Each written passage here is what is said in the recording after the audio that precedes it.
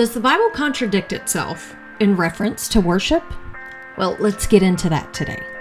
Psalm 62:8 tells us, "Pour out your heart before him. God is a refuge for us." Sounds wonderful, doesn't it? Let's take a look at Jeremiah 17:9. "The heart is deceitful above all things and desperately wicked. Who can know it?"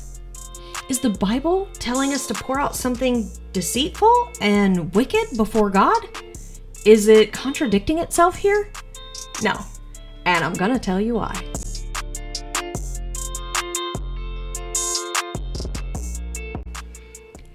Based on Jeremiah 17:9, the heart is deceitfully wicked, and Psalm 62:8 tells us to pour out your heart before him.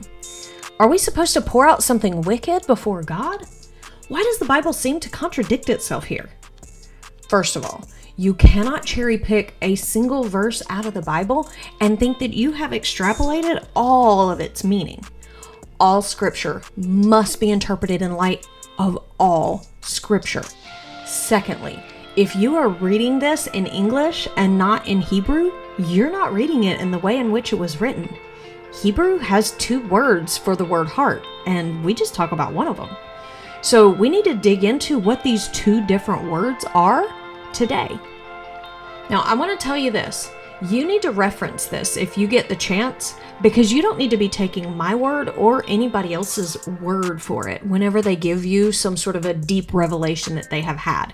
That is something that you need to dig into for yourself.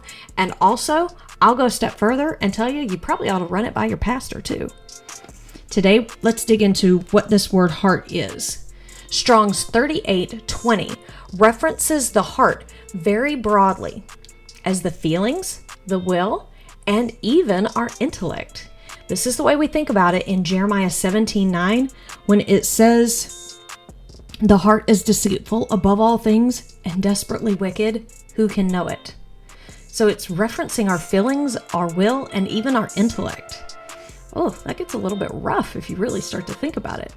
But in Psalm 62:8, we see a more narrow classification of the word heart. Strong's 38:24. It references your heart as an organ. Pour out your organ before God? No, not just any organ either. This is the one that keeps your blood going. Oh, that one makes me want to shout. I really could go on and on about this one, but we're going to try to stay on track here. I'm really going to try really hard. This is in reference to your physical being, a part of your body. And not just any part, but this is the part that keeps you alive. This is the part that brought up in my spirit offering your body as a living sacrifice in Romans 12:1. This is why I say, don't just cherry pick a single verse out and think that you have extrapolated all of its meaning. You have to pay attention to all of Scripture. One big key thing is to pay attention to New Testament and Old Testament. So when I thought of giving your body as a living sacrifice, I had to remember that this is Romans 12:1. This is after Jesus has died, and they're not offering animal sacrifices anymore. So they're offering their body as a living sacrifice in the stead of animals. So being that this is a New Testament verse, Jesus has paid the ultimate sacrifice so that they can offer their bodies as a living sacrifice. We need to think about the fact that this is Psalm 62:8. They're still offering animal sacrifices in worship to God. But we see them talking about giving their heart, their life organ, in sacrifice to God.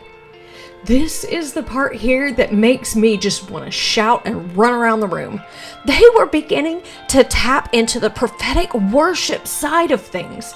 They were beginning to see a new covenant promise during the time of an old covenant, and it told them to offer themselves as a sacrifice. Holy Lord, by Jesus. Not just their feelings, mind you. That was cleared up in Jeremiah when we see their feelings, our will, all of those things. They can deceive us. They can be wicked. But your heart, that's the part that God knows about you. God knows your blood. He knows that part of you. When you tap into the prophetic worship side of things, you tap into things that you may not even fully understand or realize because you're tapping into his heart. You may not fully realize everything that you're tapping into this side of heaven. So, do we have it cleared up here that not only did the Bible not contradict itself, but it was also prophesying of things in the future that we're still unwrapping today? Oh, somebody better type a fire emoji down in those comments if this has helped you out today.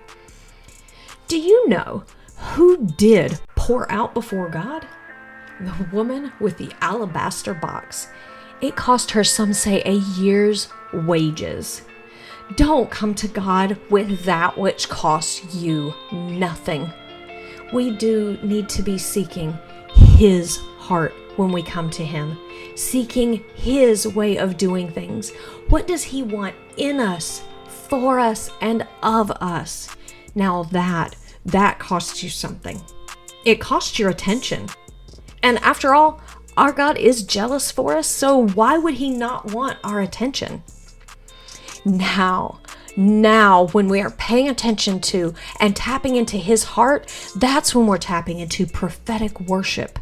Prophetic worship is so integral to the sound that God is releasing that if we miss just this one part, we may cap off what he wants in us and of us, moving outside of our heads and into the realm of the Spirit.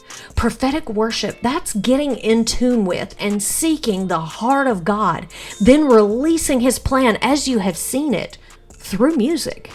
It's in these times of prophetic worship that we find kinship with the 24 elders and the 4 living creatures, as we often find ourselves at a loss for words if we don't remember the word that we have planted on the inside of our innermost being as a reservoir of prophetic worship declaration. I urge you, get alone, get some word in you so that when you get before God in worship, you're not tempted to offer him that which costs you nothing. Have something that came from the secret place deposited on the inside of you. That way, when you seek his heart, the heart of the Word made flesh, you will have something to pull from, something to draw from, something to offer him.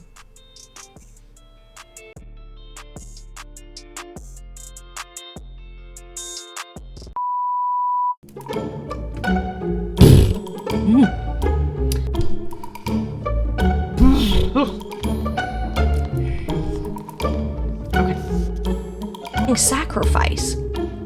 That's doggone it.